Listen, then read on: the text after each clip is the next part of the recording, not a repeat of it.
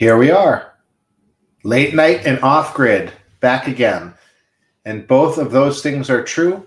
It is late night. It's a little after 11 o'clock here on the East Coast of the US, up in New England. And we are off grid. Actually, I can tell you for certain where our power is right now.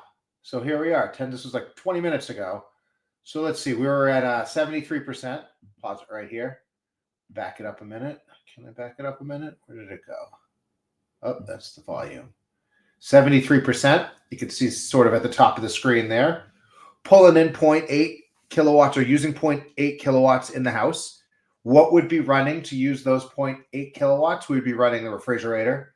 We would be running our fan for our fireplace. We would be running a few lights. And anything with a ghost load, if any of our kids are charging anything, we'll be charging that. But 0.8, that's pretty solid. That's pretty reasonable and low. And that doesn't include running any heavy appliances. We're not running any heat. Nobody's taking a shower. We're not running any water, nothing like that. So 0.8 is a nice nighttime wattage to be using and still keeping our whole house operational. So this was great. So 73% tonight.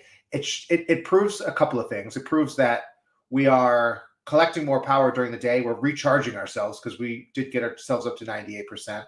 And that, if you look at sort of how that would look, this is how that would look this morning as the sun starts to come up and the skies clear up and we got blue skies and we charge ourselves up from, if we're at 73% tonight, we will probably be around in the 50s tomorrow.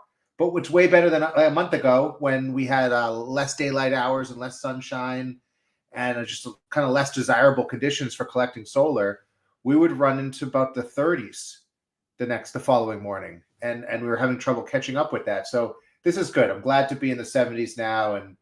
And it's good. That's good power to have.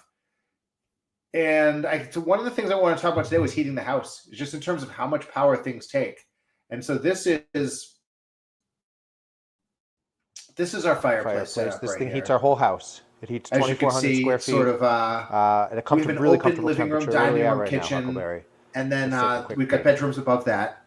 We are at 74 degrees. Pretty comfortable. Here we have 74. I mean, it's like 20 degrees outside. 74 degrees. That's a significant swing for us. We are not needing to use our heat nice at all. and cozy. We're usually somewhere in between 68 and 72. Fireplace. I'm going to do. We get to keep it. I guess like a review or something. But it really does work wonders. It's really this is the backbone of our heating system. Do you have anything to add? And how much wood do we use? Let's see. I mean, who loves it more than Huckleberry? Absolutely loves this fireplace. Both dogs, both cats, all the humans. At least you get to relax. The fireplace is a big hit. And it's not without its 0.1 ups and downs either, because there's a certain effort that's involved in running this thing. Watts, somewhere there's around some there. planning that goes into making sure that you're prepared. On, and maybe how I'll share a little bit of running, insight into that because on the positive, on the flip side, it runs at very little power.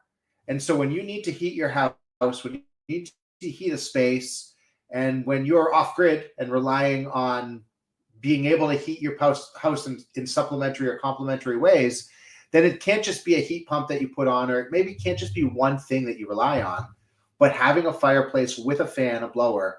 Our blower uses maybe 0.2 kilowatts, 2 watts an hour for the fan. So to give it some kind of reference, if we're running at 0.2 kilowatts, that means every 10 hours, we're running at about 2 kilowatts every 10 hours. So one of our power walls has about 14 kilowatts.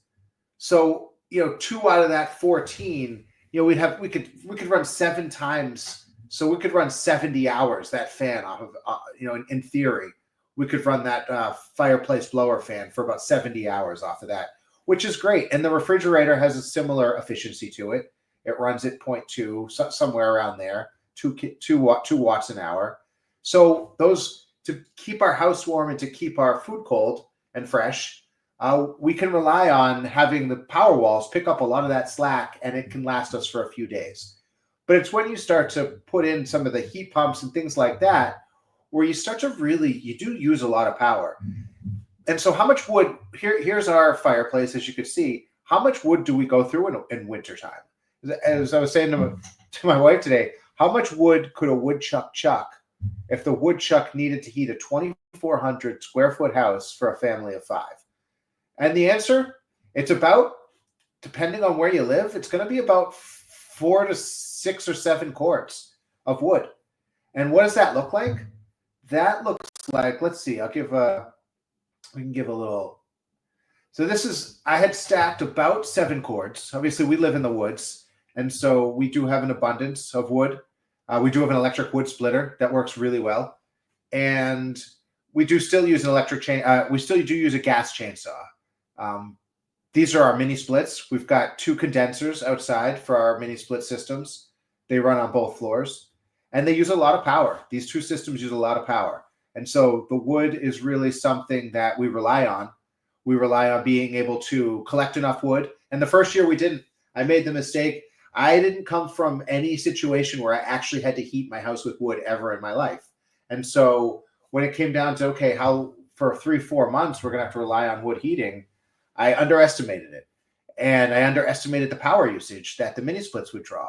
And so, it made it a little bit challenging for us to kind of get through some of those days and we didn't have the car at this point to switch over so that we had our vehicle to load.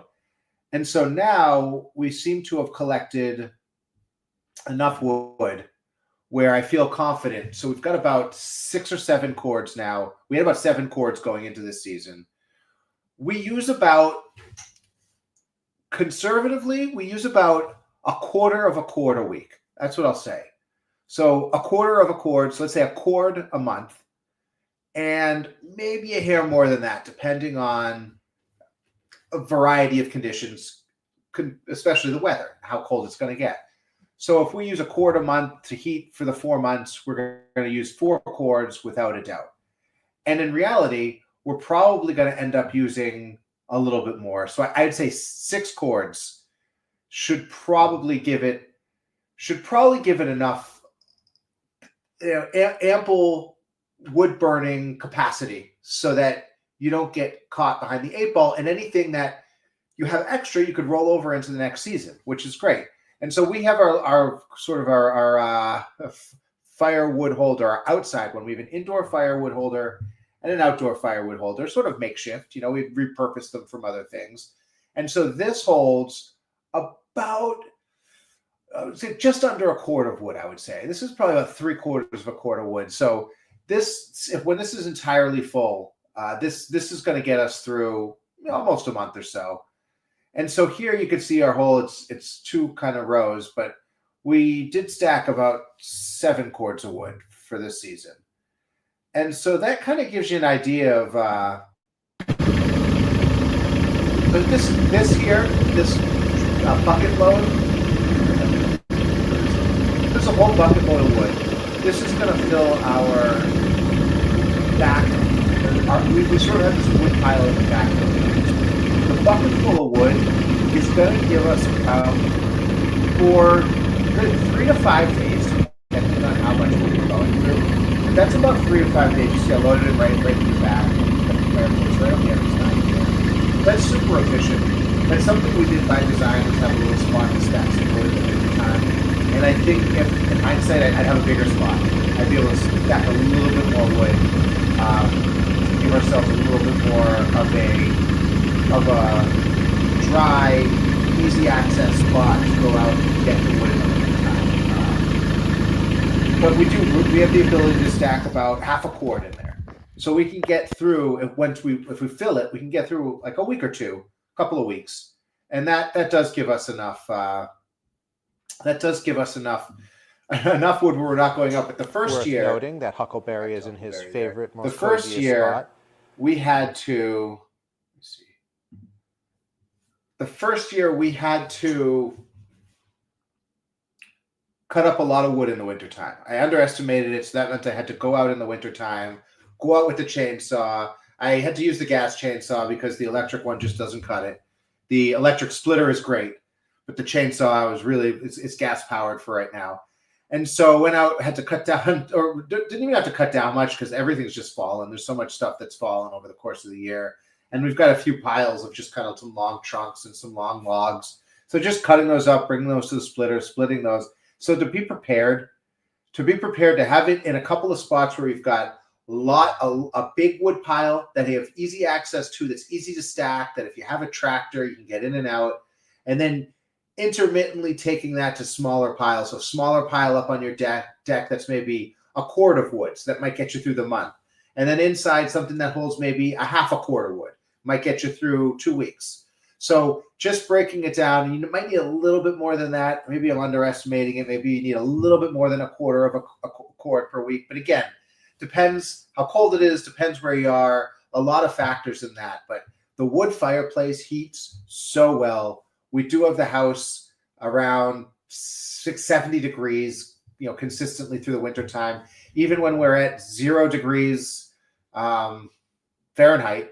So it's, it gets chilly. So well below 0 Celsius, and we can keep it nice and cozy up in our humble abode here. And so, as you could see too, running the power. Looking back at the power, that this is from today and where we're at right now. So to finish out that conversation, so today we generated. Slow it down here. Today we used 24.7 kilowatts, and we generated just above that, which is great. So we generated, total used 24.7. The Powerwalls just discharged 17.8 and charged 19.2. So we had a good day on the sunshine. We charged up pretty well. I mean, we charged up to 100%. And then the last metric here it should show is the solar generated, 26.1. So we generated more than we use. We always like that at the off-grid farm. We always like generating more power than we use. And back to, here we are. Home is using 0.8. We're not bringing in anything because it's solar. We're not switching over to the car tonight because we got enough power. And we're coming into a sunny enough day, good enough weather all around. And so we're excited for that. And that's great. So we're gearing up for tomorrow. Hope everybody has enough power for their day, inside and out. And catch you next time. Check in on something else that's drawing power or heating our house or doing something that I feel like sharing with everybody. So thanks for anybody that tunes in, and catch you soon.